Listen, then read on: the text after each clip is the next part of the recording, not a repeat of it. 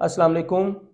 आज हमारे सामने विलियम वर्ड्सवर्थ की लूसी पोएम्स की सीरीज में फर्स्ट पोएम को डिस्कस करने जा रहा हूं, जिसमें strange fits of passion have I known के टाइटल से, क्योंकि इन पोएम्स के अंदर जो फर्स्ट लाइन है वही हमारा टाइटल है, strange fits of passion have I known.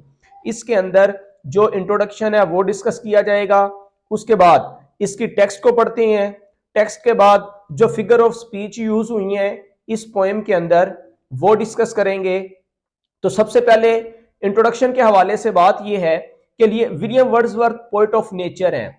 उसके बाद विलियम वर्ड्सवर्थ की वाइफ मैरी हचिनसन, हचिनसन जो है वो ऑब्जेक्टिव पॉइंट ऑफ व्यू से अपने माइंड में रखिएगा, एग्जामिनेशन पॉइंट ऑफ व्यू से ये इनकी वाइफ हैं।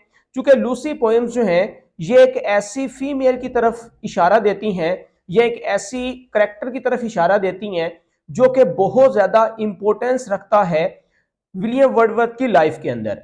तो यहां पर एनिटी वेलन इनकी बिलव्ड है और इन्हीं जो इनका एक सीक्रेट अफेयर रहा है एनिटी वेलन के साथ, उनसे इनकी एक बेटी है जिसका नाम कैरोलाइन है।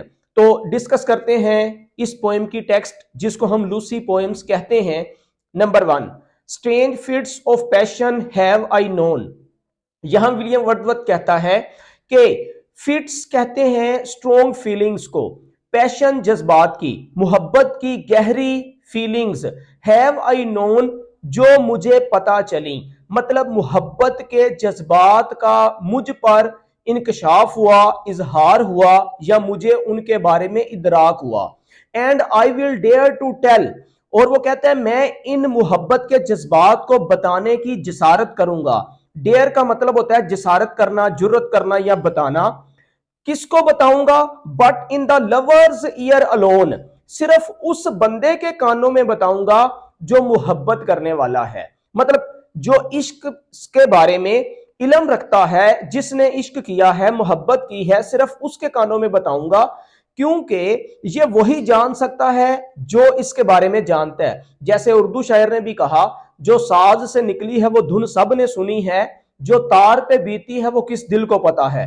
तो यहां पर विलियम वर्ड्सवर्थ कहना चाहता है कि जो तार पे बीती है ना, बस मैं उसी दिल को बताने की कोशिश करूंगा। उसके बाद फोर्थ लाइन में कहता है what once to me befell. Befell का मतलब होता है वाक्य होना या रूनुमा होना, मतलब एक दफा जो मेरे साथ वाकया पेश आया वो मैं बताने की कोशिश करूंगा, बताऊंगा सिर्फ उसको जो खुद मोहब्बत में गिरफ्तार हुआ और कौन से जज्बात से मैं गुजरा, उन जज्बात का मैं इजहार करना चाहता हूं। सेकंड स्टैंजा में पोएट कहते हैं when I she loved looked every day, जब मैं जिससे मोहब्बत करता हूं हर रोज उसे मिला करता था। फ्रेश एज अ रोज इन जून, और वो जून के महीने में खिले हुए खूबसूरत गुलाब के फूल जैसी तरोताजा हुआ करती थी। यहां पर जो है वो जून के महीने में गुलाब के फूल अपने जोबन पे खिले होते हैं, तो उसकी तरफ इशारा किया जा रहा है। नेक्स्ट पोएट कहता है आई टू हर कॉटेज बेंड माई वे, मैं क्या करता था रोजाना उसकी झोंपड़ी की तरफ अपना रास्ता लिया करता था। सादा लफ्जों में मैं उसके घर की तरफ जाया करता था। बीनीथ एन इवनिंग मून, और शाम के जो चांद होता उसके नीचे या उसकी रोशनी तले मैं उसके घर की तरफ गामजन हो जाता या चला जाता। नेक्स्ट थर्ड स्टैंजा है upon the moon I fixed my eyes, मैं चांद पर अपनी नजरों को टिकाए रखता। ऑल ओवर द वाइड ली, ली जो है ये ग्रासलैंड के लिए यूज करते हैं, मतलब इर्द गिर्द घास का मैदान होता, मेरी नजरें चांद पर टिकी हुई होती। With quickening pace my horse drew nigh, बड़ी तेज रफ्तारी के साथ मेरा घोड़ा करीब से करीब, नाई जो है वो यहां पर नियर के मीनिंग में यूज किया गया है, वो करीब से करीब होता जाता। Those paths so dear to me, और वो रास्ते जो लूसी के घर की तरफ जाते थे वो मेरे लिए बहुत अजीज हुआ करते थे। And now we reach the orchard plot, फिर हम बागीचे वाले प्लॉट पर पहुंच जाते थे। And as we climb the hill, और जो ही हम पहाड़ी पर चढ़ते थे, the sinking moon to Lucy's cot, cot यहां पे पोएटिक लाइसेंस के तौर पर पोएट ने यूज किया है। पोएटिक लाइसेंस कहते हैं जब पोएट अपनी मर्जी के साथ किसी वर्ड को कम या ज्यादा यूज कर सकता है अपनी आवाज को या राइमिंग स्कीम को सेट करने के लिए या फिर अपने रिदम को बरकरार रखने के लिए। तो यहां पर वो कहते हैं the sinking moon to Lucy's cot, Lucy की झोंपड़ी की तरफ डूबते हुए चांद की जानब मैं बढ़ता जाता। Came near and nearer still, और करीब से करीब होता जाता, मतलब मैं लूसी के घर की तरफ गामजन रहता। इन वन ऑफ दो स्वीट ड्रीम्स आई स्लेप्ट, और ये उन दिनों की बात है जब मैं मोहब्बत के गहरे जज्बात के अंदर या उन जज्बात की आगोश में आराम फरमा होता। इन वन ऑफ दो स्वीट ड्रीम्स, मतलब ये मेरे लिए वो हसीन ख्वाब हुआ करते थे जो मोहब्बत के अंदर होते हैं। आई स्लेप्ट से मुराद ये है कि मोहब्बत के दिनों के अंदर मेरे ये हसीन ख्वाब थे। काइंड नेचर्स जेंटलेस्ट बून, और ये मेहरबान नेचर का एक बहुत बड़ा शरीफाना नेमत भी होती है। बून इनाम को कहते हैं, मतलब कि ये एक नेचर का इनाम है कि आपको इस तरह की फीलिंग्स जो हैं वो नसीब हो। नेक्स्ट है and all the while my I kept, और मैं हर लम्हे अपनी आंखों को जमाए रखता। कहां पर? ऑन द डिसेंडिंग मून, नीचे जाते हुए। डिसेंडिंग का मतलब होता है गरूब होते हुए, नीचे जाते हुए चांद की तरफ, मतलब गरूब होते हुए, नीचे जाते हुए, मध्यम होते हुए मेरी नजरें चांद पर होती। नेक्स्ट स्टैंजा है माई हॉर्स मूव्ड ऑन, मेरा घोड़ा आगे बढ़ता जाता। हूफ आफ्टर हूफ, कदम ब कदम। हूफ जो है वो घोड़े के खुरों के लिए यूज करते हैं, तो यहां हूफ आफ्टर हूफ का मतलब है कदम ब कदम मेरा घोड़ा आगे बढ़ता जाता। He raced and never stopped, वो घोड़ा भी आगे बढ़ता, कभी ना ठहरता या कभी ना रुकता। Went down behind the cottage roof, और जब उस कॉटेज के नीचे की जानब हो जाता। At once, अचानक से। मून ड्रॉप्ड, चांद। तो यहां पर चांद का अचानक से कॉटेज के पीछे होने का मतलब यह है कि चांद अब डूब रहा है। तो जब ये वाकया होता तो फिर क्या था? What fond and wayward thoughts will slide, fond का मतलब होता है मोहब्बत भरे जज्बात, और वेवार्ड का मतलब होता है मन की मौज वाले जज्बात। सादा लफ्जों में ये वो जज्बात हैं जो पॉजिटिविटी की तरफ इशारा करते हैं, और ये वो जज्बात हैं जो फियर्स की तरफ इशारा करते हैं। मतलब जब मोहब्बत के जज्बात जो कि पॉजिटिव सिग्नल देते हैं वो भी मेरे जहन में आ जाते, एंड वेवार्ड और नेगेटिव जिसे हम खदशात कहते हैं वो भी मेरे माइंड के अंदर। विल स्लाइड, वो मेरे माइंड में आ जाते ख्यालात। कौन कौन से ख्यालात होते? इनटू अ लवर्स हेड, जो एक आशिक के माइंड में या उसके सर में या उसके ख्यालात में आ सकते हैं।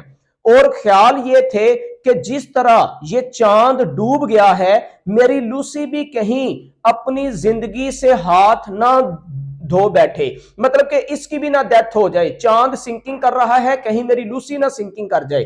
तो इनटू अ लवर्स हेड, ये खदशात भी और मोहब्बत के जज्बात भी यहां पर मेंशन किए गए हैं। इसलिए पोएट कहते हैं ओ मर्सी, ओ खुदाया रहम करो। To myself I cried, मतलब मैं ये जब ख्याल मेरे जेहन में आता कि उसकी डेथ हो रही है या हो जाएगी या हो गई है, तो उसकी मौत को याद करके मैं कहता, चिल्ला के कहता कि ओ खुदाया रहम। If Lucy should be dead, अगर लूसी ही इस दुनिया में ना रही, मतलब चांद को डूबते देखकर वो लूसी की मौत को याद करता है और चिल्ला उठता है। अब इसकी जो फिगर ऑफ स्पीच है उसको डिस्कस करते हैं। सबसे पहले राइम स्कीम की तरफ बढ़ते हैं। तो राइम स्कीम इस पोएम की जो है वो हमारे पास है ए बी। अब राइम स्कीम को सबसे पहले फर्स्ट लाइन का लास्ट वर्ड है नॉन, और सेकंड लाइन का लास्ट वर्ड है टेल। इसी तरह फर्स्ट लाइन का लास्ट अगर नाउन है तो थर्ड लाइन का लास्ट वर्ड है अलोन। तो नाउन अलोन, ये भी एक राइमिंग लाइन नंबर 1 और लाइन नंबर 3 के साथ राइम कर रही है। इसी तरह लाइन नंबर 2 का लास्ट टेल है और 4 का लास्ट बिफेल है। तो टेल और बिफेल ये भी आपस में राइमिंग है। इसका मतलब ए बी।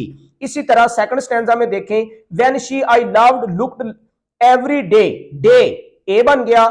इसके बाद अगर हम सी को देखें, लाइन नंबर 3 को देखें, तो वे, डे वे ए। उसके बाद जून और मून, ये बी बी, तो ये राइम स्कीम बन रही है ए बी। इसी तरह पूरी पोएम की राइम स्कीम चलेगी। नेक्स्ट देखते हैं अपने एंजाइममेंट को। एंजाइममेंट कहते हैं रन ऑन लाइन को। जब हम कोई एक लाइन पढ़े और उसके मफहूम को ना समझ पाए, जब तक हम नेक्स्ट लाइन नहीं पढ़ते, तो इस टेक्निक को एंजाइममेंट कहते हैं। तो पोएट ने यहां पर एंजाइममेंट का इस्तेमाल किया है। अगर आप देखना चाहें तो यहां आपके सामने 5th स्टैंजा के अंदर है, and all the while my I kept, मैं हर लम्हे अपनी नजरों को टिकाए रखता। कहां पर टिकाए रखता? नेक्स्ट लाइन में इसका आंसर मौजूद है, ऑन द डिसेंडिंग मून, डूबते हुए सूरज की तरफ, चांद की तरफ। तो अब यहां केप्ट के बाद ये रन ऑन लाइन है जिसे एंजाइममेंट कहती हैं। इसी तरह अगर ये थर्ड लाइन को देखें, when down behind the cottage roof, क्या होता है उस वक्त हमें कोई आइडिया नहीं क्लियर हो रहा। तो नेक्स्ट लाइन पढ़े, at once the bright moon dropped, अचानक से चांद जो है वो गुरूब हो रहा है। तो ये भी एक रन ऑन लाइन की एग्जांपल आपके सामने है। नेक्स्ट अगर हम टेक्निक को देखें तो हमारे पास है सिमिली का यूज किया गया है।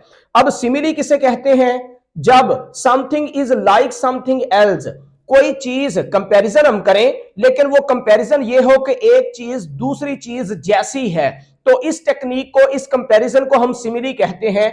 जैसे उसने कहा है, fresh as a rose, Lucy जो है ऐसे तरोताजा होती जैसे गुलाब का फूल है, या गुलाब जैसी तरोताजा, जून के महीने में जैसे गुलाब तरोताजा होता है, लूसी जो है वो तरोताजा।